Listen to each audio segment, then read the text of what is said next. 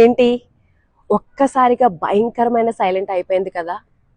అంతే, సంక్రాంతి వచ్చింది వెళ్ళిపోయింది. వచ్చిన చుట్టాలు వాళ్ళ హడావిడి నవ్వులు కేరింతలు ఆటలు పాటలు చిన్ననాటి జ్ఞాపకాలు ఎన్నో మధుర క్షణాలు మనకిచ్చి తక్కువని మాయమైపోతారు.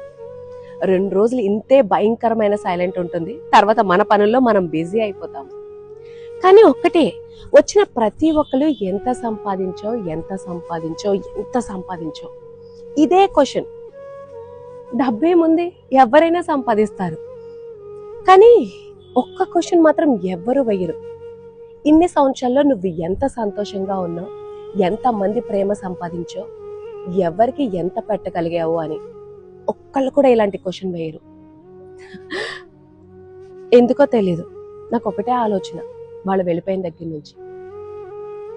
ఎంత డబ్బు సంపాదించామా అన్న ఆలోచనే అందరూ మైండ్లోకి తీసుకొచ్చారు. కానీ నాకు తెలిసి నేనున్నన్ని రోజులు, మ్యాక్సిమం ఇంకెన్ని రోజులు ఉంటానో తెలీదు, అందరికీ నా ప్రేమని పంచిపెట్టా, ఆప్యాయత ఇచ్చా, వాళ్ళ కష్టాల్లో బాధల్లో ఉంటే వాళ్ళని ఆదుకున్నా, ప్రతిసారి నేనున్నాననే భరోసా ఇచ్చా.